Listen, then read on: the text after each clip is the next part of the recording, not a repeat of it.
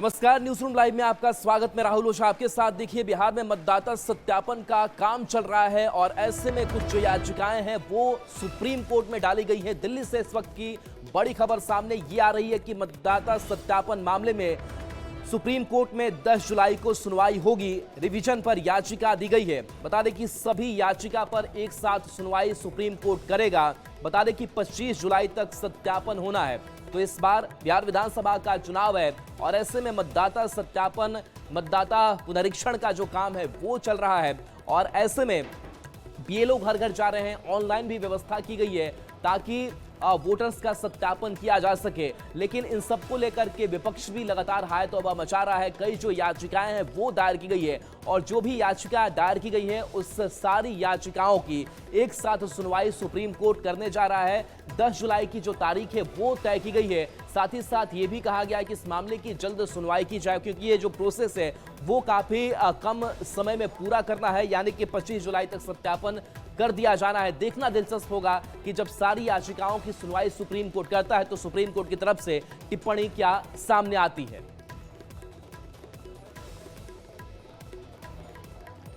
तो देखिए, दिल्ली से ये बड़ी खबर है जहां सुप्रीम कोर्ट अब यह मामला जो है वो पहुंच चुका है। विपक्ष लगातार यह आरोप लगा रहा है कि कई जो योग्य मतदाता हैं, वोटर्स हैं, उनके नाम भी कट जाएंगे। लेकिन सत्ता पक्ष भी लगातार जवाब दे रहा है कि भ्रम फैलाने की जो कोशिश है वो की जा रही है। बता दें कि सांसद महुआ मोइत्रा ने सुप्रीम कोर्ट में याचिका डाली है। कई याचिकाएं एक साथ डाली गई है। एडीआर और योगेंद्र यादव ने भी इस मामले में याचिका दी है और इन सारी याचिकाओं पर संयुक्त सुनवाई होगी। बिहार में वोटर लिस्ट पुनरीक्षण यानी कि एसआईआर का काम चल रहा है और सुप्रीम कोर्ट 10 जुलाई को सभी याचिकाओं पर सुनवाई करेगा। सांसद महुआ मोइत्रा ने सुप्रीम कोर्ट में याचिका डाली है। इसके साथ साथ एडीआर और योगेंद्र यादव ने भी मामले में याचिका डाली है और इस मामले पर सुनवाई सुप्रीम कोर्ट की तरफ से किया जाना है।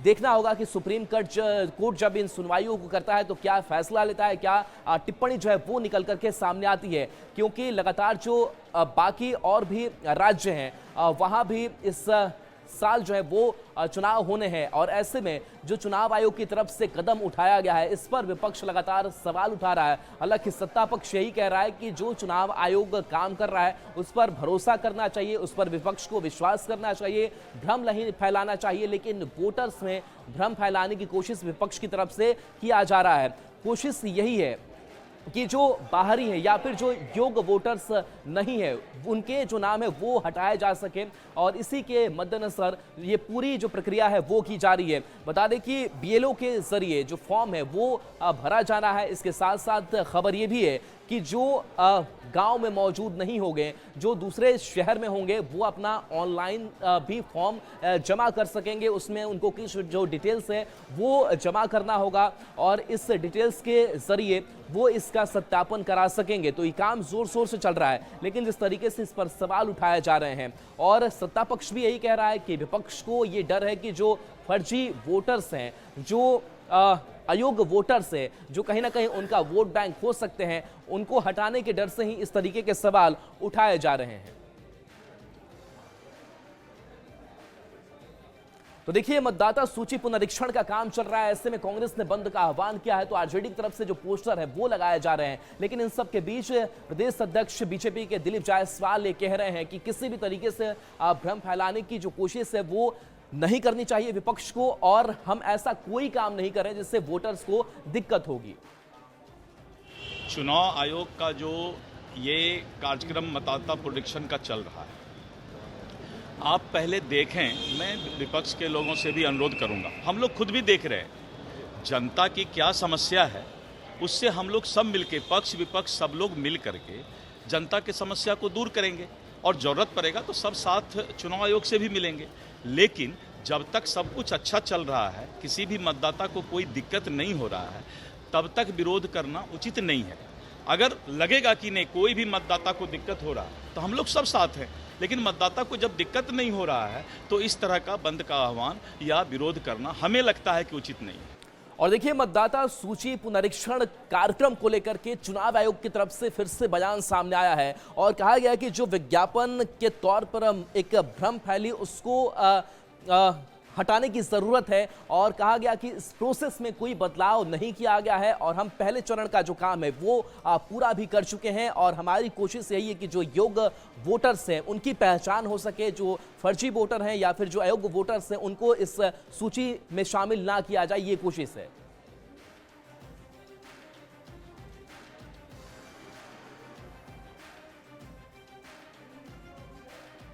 और चलिए खेमका हत्याकांड से जुड़ी बड़ी खबर आपको बताया जा रहा है कि जो 3 आरोपी हैं दलदली रोड में पहले उन्होंने चाय पी और उसके बाद से वो घटनाक्रम को अंजाम देने के लिए अलग अलग लोकेशन पर उन्होंने मूव किया।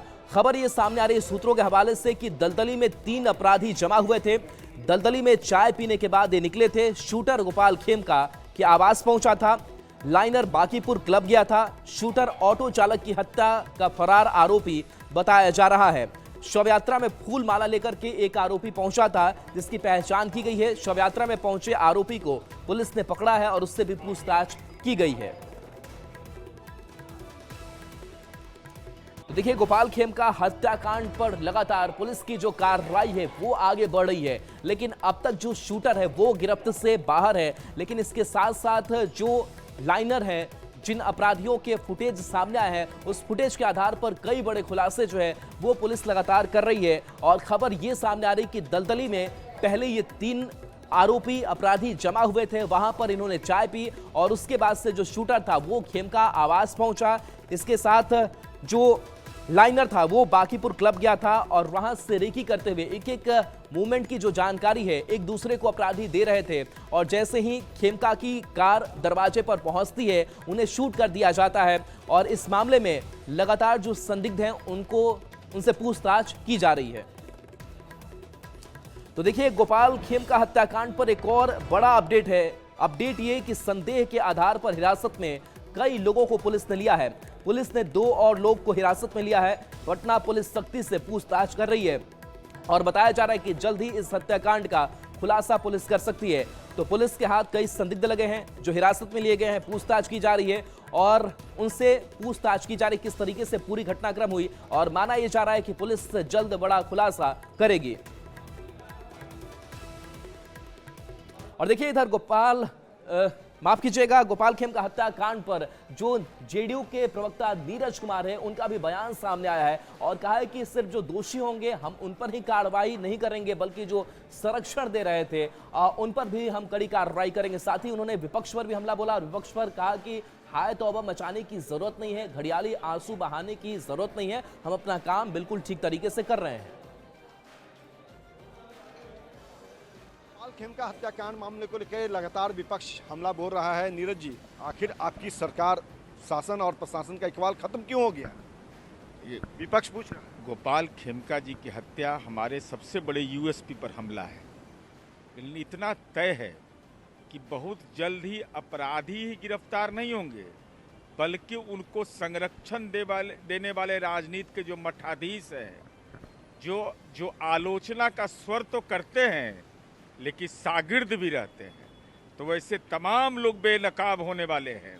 और जो लोग, ये मर्माहत करने वाली घटना है, पुत्र के साथ हुआ, फिर पिता के साथ हुआ और ऐसी स्थिति में राजनीतिक टिप्पणी करने वाले लोग का चेहरा जब बेनकाब होगा तो हम उम्मीद करते हैं कि जवाब जरूर देंगे। इशारा किस पे है आपका? इशारा जिस पर है वो आ जाएगा, सब कुछ आ जाएगा। मामला चिंता मुक्त रहिए। है, सबूत है? बिल्कुल, जब बोलेंगे तो ऐसे बोलते हैं जैसे उन्होंने कह दिया कि उसके बेटे में कार्रवाई नहीं हुई। मैंने दस्तावेज के साथ बताया कि 4 अभियुक्त थे, अननोन FIR था, चारों को पुलिस ने गिरफ्तार किया। तो ऐसा नहीं, हम चंडू खाना में कोई आरोप नहीं लगाते हैं। हम आरोप जब लगाएंगे तो साक्ष्य और दस्तावेज के साथ। चलिए, साक्ष्य और दस्तावेज के साथ आरोप लगाएंगे, इशारा कहीं न कहीं विपक्ष की तरफ है। देखना है कि कब तक नीरज कुमार जो है इस आपराधिक घटनाओं को लेकर के क्या खुलासा करते हैं और क्या बड़ा खुलासा होता है। अमित कुमार, न्यूज़ 18 पटना। और बड़ी खबर पटना के दानापुर के खगौल से है जहां पर स्कूल संचालक की गोली मारकर हत्या कर दी गई है। तो राजधानी पटना एक बार फिर से गोलियों की कड़तराहट से गूंज उठा जहां पर स्कूल संचालक की गोली मारकर हत्या कर दी जाती है। जानकारी के अनुसार लेखनगर में स्कूल चलाने वाले अजीत कुमार यादव की रविवार देर रात को डीएवी खगौल के पास बीच सड़क पर गोली मारी गई, हत्या कर दी गई।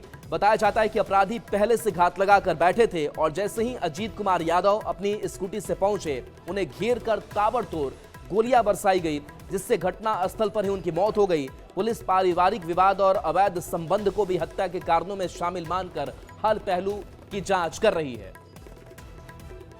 खगौल थाना क्षेत्र के अंतर्गत डीएवी स्कूल के सामने एक व्यक्ति जिनका नाम अजीत कुमार है, उम्र लगभग 50 वर्ष है, जो मुस्तफापुर के रहने वाले हैं, इनकी गोली मारकर हत्या कर दी गई है। और जैसे ही पुलिस को सूचना मिलती है, पुलिस तुरंत मौके वारदात पर पहुंचती है और अनुसंधान में जुट जाती है। हम लोगों ने उनकी बॉडी को अनुमंडल अस्पताल में एडमिट करवा दिया है और आगे की इसमें कार्रवाई की जा रही है। और देखिए, नालंदा से खबर है जहां पर गोलीबारी हुई है और इस गोलीबारी में 2 लोगों की मौत हो गई है। बताया जा रहा है कि विवाद आपसी हुआ और इसी विवाद में गोली चल गई और इस वारदात में 2 की जान चली गई है। पुलिस मामले की तफ्तीश करने में जुटी हुई है। खबर सामने आ रही घटना दीपनगर थाना क्षेत्र के डुमरावा गांव की है। मृतकों के नाम अन्नू कुमारी और हिमांशु कुमार है। बच्चों के बीच विवाद इतना बढ़ गया कि गोलीबारी शुरू हो गई। गोलीबारी की इस घटना में हिमांशु कुमार और अन्नू कुमार गोली लगने से जख्मी हो गए, जिन्हें इलाज के लिए मॉडल अस्पताल बिहार शरीफ लाया गया, जहां डॉक्टर ने उन्हें मृत घोषित कर दिया। दोनों को गोली सिर में लगी थी। इस दोहरे हत्याकांड में पुलिस ने अब तक 7 लोगों को हिरासत में लिया है। बोला कि चल मम्मी खा लिया, भूखल प्यासल दिन भर रहा था, झांचा करावा आके बेटिया सबके बटोले जा। बड़का बेटवा कैसे आर किया आके टोक दिया। ये बेटवा कितने आदमी थे वो? 8 गो 9 गो था। हमर बेटिया के ठोका हम जैसी तो हमें गिर गए फाट से बोतम केकरो नहीं देखे। 2 बच्चों की मृत्यु हुई है और घर वालों का बयान दर्ज के हम आगे कार्रवाई कर रहे हैं। बाकी स्थिति सामान्य है और आगे जितने भी अभियुक्त इसमें थे उन सब पे कार्रवाई की जाएगी। बोला जा रहा है कि सर घर पर चढ़ के हत्या किया गया। वो तो देखिए अनुसंधान का विषय है। कितने लोगों को गिरफ्तारी? देखिए अभी डिटेन किया जा रहा है, एग्जैक्ट नंबर हम सुबह तक आपको बता देंगे। और देखिए, प्रधानमंत्री नरेंद्र मोदी एक बार फिर से बिहार आ रहे हैं, कई बड़ी सौगात देंगे, लेकिन उससे पहले केंद्रीय रेल मंत्री अश्विनी वैष्णव भी पटना पहुंचे और पटना जब पहुंचे उनका भव्य स्वागत किया गया। पटना पहुंचने के बाद वो मुजफ्फरपुर के लिए रवाना हो गए। बता दें कि प्रधानमंत्री के दौरे की तैयारियों का वो जायजा लेंगे। इसके साथ साथ बता दें कि पटना से वो सीधे मुजफ्फरपुर के लिए रवाना हुए। दरअसल आज वो समस्तीपुर में भी रेलवे की कई योजनाओं और विकास कार्यों का निरीक्षण करने वाले हैं। कर्पूरी ग्राम रेलवे स्टेशन पर इनोवेशन कार्य और रेलवे स्टेशन के निकट रेलवे गुमटी संख्या 59C पर अंडरग्राउंड रोड का शिलान्यास करेंगे।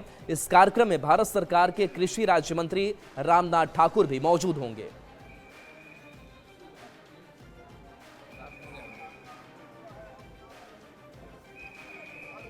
और देखिए, मुख्यमंत्री नीतीश कुमार ने बिहार विधानसभा चुनाव से पहले एक बार फिर से नौकरियों की बड़ी सौगात दी है। बता दें कि नियुक्ति पत्र का वितरण किया गया और नियुक्ति पत्र मिलने के बाद से जो एएनएम है वो काफी खुश दिखाई दिए। ये तस्वीर है जहां एक अणे मार्ग स्थित संवाद में सीएम नीतीश ने 7468 एएनएम को नियुक्ति पत्र दिया। कार्यक्रम में डिप्टी सीएम सम्राट चौधरी, विजय कुमार सिन्हा, मंत्री विजय चौधरी और स्वास्थ्य मंत्री मंगल पांडे भी मौजूद रहे। बता दें कि नीतीश सरकार 12 लाख लोगों को नौकरी देने के वादे को पूरा करने में जुटी है। नियुक्ति पत्र देने के बाद सीएम नीतीश ने नवनियुक्त एएनएम को शुभकामनाएं दी और सभी को पूरी ईमानदारी और निष्ठा के साथ अपने कर्तव्यों का निर्वहन करने के निर्देश भी दिए। तो प्रधानमंत्री नरेंद्र मोदी 18 जुलाई को मोतिहारी पहुंच रहे हैं और मोतिहारी पहुंचने के साथ साथ बिहार को एक बार फिर से बड़ी सौगात देने वाले हैं। देखिए, इस बार बिहार विधानसभा का चुनाव है और चुनाव के मद्देनजर जो प्रधानमंत्री नरेंद्र मोदी दौरा कर रहे हैं वो दौरा बेहद ही महत्वपूर्ण माना जा रहा है। तस्वीर आपको उस जगह की दिखा रहे हैं जहां पर प्रधानमंत्री नरेंद्र मोदी का संबोधन होना है। ऐतिहासिक गांधी मैदान में बड़े बड़े पंडाल बनाए जा रहे हैं जिसमें 4 लाख लोगों के बैठने की व्यवस्था होगी। ज्यादा जानकारी दे रहे हैं न्यूज 18 संवाददाता अवनीश कुमार सिंह। विधानसभा चुनाव से पहले प्रधानमंत्री नरेंद्र मोदी 18 जुलाई को मोतिहारी के ऐतिहासिक गांधी मैदान में जनसभा को संबोधित करेंगे। देखिए, तैयारी शुरू हो गई है और तमाम जो तस्वीरें आपको दिखा रहे हैं ये मोतिहारी के गांधी मैदान की तस्वीर है।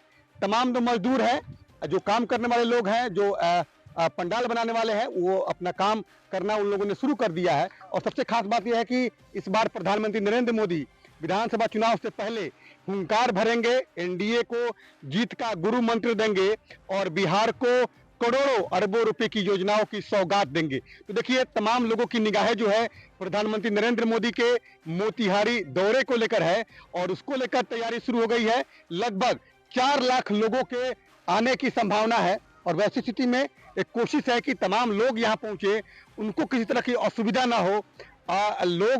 लोगों में भी काफी उत्साह है और खास तौर पर बीजेपी के कार्यकर्ता, एनडीए कार्यकर्ता काफी उत्साहित हैं, क्योंकि विधानसभा चुनाव से पहले प्रधानमंत्री नरेंद्र मोदी का मोतिहारी दौरा और खासतौर पर मोतिहारी दौरे से 3 जिले जो हैं, जो चंपारण के 3 जो लोकसभा हैं, वाल्मीकि नगर, पश्चिमी चंपारण और पूर्वी चंपारण, इन 3 लोकसभा के तमाम जो विधानसभा सीट हैं उसको कैसे जीती जाए, उस पे कैसे फतह हासिल की जाए, क्योंकि यह एनडीए का गढ़ है और एनडीए के गढ़ को बचाना जो है वो भी एक बड़ी चुनौती एनडीए के पास है। तो वैसी स्थिति में प्रधानमंत्री नरेंद्र मोदी का 18 जुलाई को दौरा हो रहा है और उस दौरे से पहले तैयारी जोर शोर से चल रही है। तमाम लोग प्रधानमंत्री नरेंद्र मोदी का इंतजार कर रहे हैं। अनिश कुमार, न्यूज 18 मोतिहारी। तो देखिए, प्रधानमंत्री नरेंद्र मोदी का जब इससे पहले बिहार दौरा हुआ था तो बीजेपी प्रदेश अध्यक्ष जो है दिलीप जायसवाल, वो गाना गाकर उनका स्वागत कर रहे थे। एक बार फिर से उन्होंने कहा है कि जब इस बार प्रधानमंत्री नरेंद्र मोदी आएंगे, सौगातों की पोटली खुलेगी।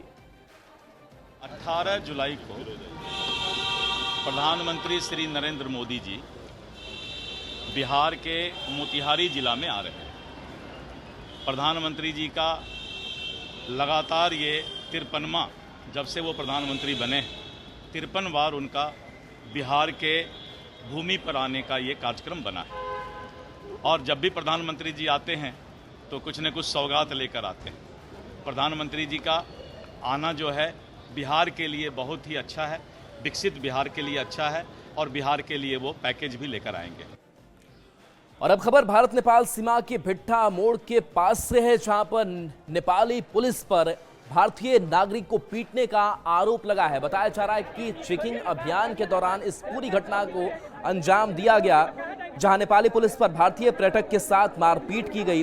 पर्यटक ने अपनी गाड़ी गलत जगह पार्क कर दी थी, जिसके कारण नेपाली पुलिस आग बबूला हो गई और पर्यटक के साथ मारपीट करने लगी। पत्नी के सामने पति की जमकर पिटाई कर दी गई।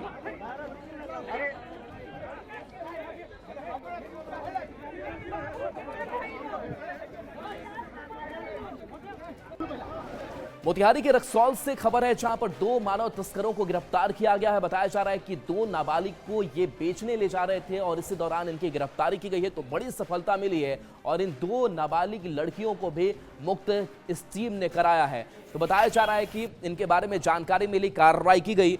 तस्कर उत्तर प्रदेश के गाजियाबाद के मोहम्मद रिजवान और मोहम्मद शेख है, जो 2 नाबालिग लड़कियों को नेपाल बेचने जा रहे थे।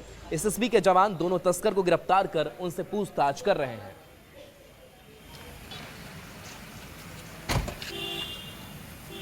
बांका के जगतपुर से खबर है, जहां पर एक महिला महीनों से लापता है। महिला का सुराग अब तक कुछ मिल नहीं पाया है। महिला की जो बेटी है वो अब महिला को खोजने की गुहार लगा रही है। ये तस्वीर आप तक दिखा रहे हैं, जहां पर पोस्टर भी छपवाए गए हैं। और बबीता देवी भागलपुर इशाकचक थाना क्षेत्र में अपनी बेटी के साथ किराए के मकान में रहती थी। महिला के लापता होने के बाद उनकी बेटी मदद के लिए अधिकारियों के कार्यालय के चक्कर काट रही है।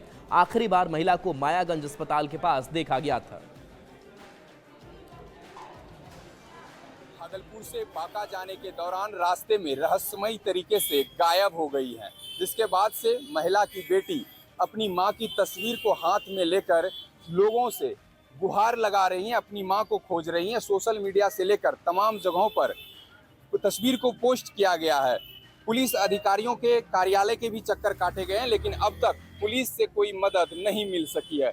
माताजी कहां से और कैसे गायब हो गई? मेरी मां इसाक चक से निकली थी जगतपुर बांका जाने के लिए। वहां मेरा नानी का घर है। इसाक चक में हम किराए के घर में रहते हैं। हर माह जाती थी मेरी मम्मी, हर मंथ में जाती थी, बांका जाती थी। इस बार जब पूछे वहां पे तो बोला गया कि नहीं पहुंची है। जब सभी लोगों से पता किए फैमिली में नहीं पहुंची, तब फिर सदर अस्पताल गए घंटा घर के पास। वहाँ पे फोटो दिखाए तो बोला नहीं इस टाइप की। पुलिस की मदद ली आपने? नहीं, पुलिस की मदद जब लेने गए तो 2 दिन के बाद मेरा FIR लिया गया। जब बबरगंज थाना गए ढूंढते ढूंढते, जब इसाक चक में आवेदन सिर्फ लिया गया, FIR नहीं लिया गया। अब तक पुलिस ने क्या मदद अभी की? तक कोई मदद नहीं की है। सभी जगह जाकर के थक चुके हैं। अब यही प्रशासन से गुहार लगाना चाहते हैं कि मेरी माँ को ढूंढने में मेरी मदद करें। परिवार में और कौन कौन? कोई नहीं है मेरी माँ के अलावा, मेरे भाई बहन कोई भी नहीं है, सिर्फ माँ ही मेरी सब कुछ थी। चलिए तस्वीर देख लीजिए कि भागलपुर के कुछ लोग पूजा की मदद के लिए आए हैं और साथ ही साथ महिला की बरामदगी के लिए अधिकारियों से गुहार लगा रहे हैं। बता दें कि पूजा का मां के अलावा कोई नहीं है, ऐसे में पूजा के सामने बड़ी मुसीबत खड़ी हो गई है। विकास कुमार सिंह, न्यूज़ 18 भागलपुर।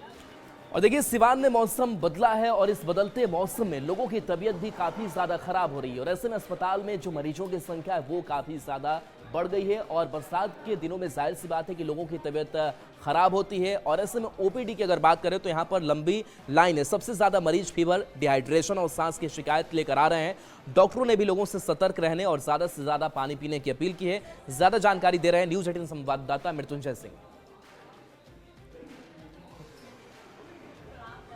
सीवान में बदलते मौसम के बीच लोगों की तबीयत खराब हो रही है। ऐसे में सीवान के सदर अस्पताल में मरीजों की संख्या बढ़ रही है। यह तस्वीर आप देख सकते हैं OPD की है, जहां एक लंबी कतारें हैं। लोग बीमार पड़ रहे हैं, ऐसे में लोग डॉक्टर से दिखाने के लिए आ रहे हैं। आप देख सकते हैं चूंकि मौसम बदल रहा है, ऐसे बदलते मौसम में लोगों की तबीयत खराब ज़्यादा हो रही है। बुखार, खांसी से तमाम बीमारियां के लोग आ रहे हैं। ऐसे में डॉक्टर से जानने की कोशिश करेंगे किस तरह के पेशेंट आ रहे हैं और क्या सावधानी बरतनी चाहिए। सर, किस तरह के पेशेंट? इस तरह के पेशेंट जो अधिकतर आ रहे हैं सर्दी, खांसी और जुकाम का, इस वजह से आ रहे हैं क्योंकि मौसम के तापमान में बहुत ज़्यादा बदलाव हो रहा है। ठीक है ना। इसमें सावधानियां बरतनी ये है कि जब धूप में बाहर ना निकलें, पानी पीते रहें। ठीक है ना। और सर्दी, खांसी और बुखार के मरीज ज़्यादा है। हाँ। ऐसे में क्या सावधानी बरतनी चाहिए लोगों को? कभी बारिश, कभी धूप। तो ऐसे टेम्परेचर में फ्लक्चुएशन हो रहा है बारिश और धूप के कारण। तो ऐसे में लोग मतलब धूप में अगर नहीं निकले, सावधानी बरतें। ठीक है। हाँ, पौष्टिक खाना खाएं, समय से खाना खाएं। सीवान में मौसम बदल रहा है, कभी धूप तो कभी बारिश। ऐसे में लोगों की तबीयत खराब हो रही है और सीवान के सदर अस्पताल में मरीजों की संख्या बढ़ रही है। ऐसे में खुद सावधानी बरतने की आवश्यकता है। धूप हो तो बाहर नहीं निकले, पौष्टिक आहार का सेवन करें, वही पानी हमेशा पीते रहे। तमाम सावधानियां बरतें ताकि अपने आप को बीमारी से बचाई जा सके। मृत्युंजय सिंह, न्यूज़ 18 सीवान। खबर कैमूर से है जहां पर धड़हर पंप कैनाल की शुरुआत हुई है और इस शुरुआत के साथ साथ किसानों ने राहत की सांस ली, क्योंकि किसान अब ये कह रहे हैं कि अब उन्हें खास करके सिंचाई में परेशानी नहीं होगी क्योंकि पानी की किल्लत जो है वो दूर हो जाएगी। क्या कुछ किसानों ने कहा आपको सुनाते हैं। एकदम ठंडा के किसानों का एक ही मांग था, धड़हर पंप कैनाल, और इसकी स्वीकृति हुई और यह 112 क्यूसेक का पंप कैनाल स्टैंड बाई एक पंप को छोड़कर 84 क्यूसेक पानी निर्बाध हमारे किसान भाइयों को देना है। देखिए बिहार के कई जिले हैं जहां पर झमाझम बारिश हो रही है, लेकिन सीतामढ़ी में स्थिति बिल्कुल इससे उलट है और यहां पर लोग कह सकते हैं कि सूखे की चपेट में है और बारिश नहीं होने पाने की वजह से किसान काफी मायूस है। संवाददाता राकेश रंजन की इस रिपोर्ट को दिखाते हैं। मौसम की बेरुखी का सामना कर रहे हैं और भीषण गर्मी की वजह से जो पोखर, तालाब और नहर है वो सभी सूख चुके हैं। लेकिन दूसरी सच्चाई हम आपको दिखाने की कोशिश करते हैं। सरकार के द्वारा यह दावा किया जाता है कि किसानों के हित को ध्यान में रखा जाता है और किसानों के लिए सिंचाई सुविधा की व्यवस्था कराई गई है। हम आपको तस्वीरों के जरिए दिखाने की कोशिश करते हैं कि सीतामढ़ी जिला मुख्यालय डुमरा के मधुवन गाँव की यह तस्वीर है, जो जिला मुख्यालय और समाहरणालय से महज 2 किलोमीटर की दूरी पर स्थित है। यहाँ नलकूप व्यवस्था का हाल क्या है आप तस्वीर के जरिए देख सकते हैं। सीतामढ़ी के मधुवन गांव समेत आसपास के इलाके में जितने भी नलकूप व्यवस्था स्थापित किए गए हैं सभी पिछले लंबे अरसे से ठप पड़े हुए हैं और किसानों को सिंचाई के लिए इन दिनों दर-दर की ठोकरें खानी पड़ रही है। आप तस्वीर देख सकते हैं सीतामढ़ी के ग्रामीण इलाकों की यह जो तस्वीर है वह बेहद चौंकाने वाली है, क्योंकि सरकार के द्वारा नलकूप परियोजना पर हर महीने स्थापना मद में सिर्फ करोड़ों रुपए की राशि खर्च की जाती है, बावजूद किसानों को इससे क्या फायदा मिल रहा है आप देख सकते हैं। किसान इन दिनों सिंचाई के लिए दर-दर की ठोकरें खा रहे हैं। सिंचाई की कोई व्यवस्था नहीं है। निजी जल स्रोतों के जरिए किसान अपने खेतों में सिंचाई कर रहे हैं, लेकिन जो दूसरी तस्वीर है सरकारी व्यवस्था की, वो बेहद चौंकाने वाली है और नलकूप व्यवस्था पूरी तरीके से ठप है और किसान बेहद परेशान है। राकेश सज्जन, न्यूज 18 सीतामढ़ी। और चलिए न्यूज रूम लाइव में इतना ही। न्यूज 18 बिहार झारखंड पर खबरें आपके लिए लगातार जारी हैं।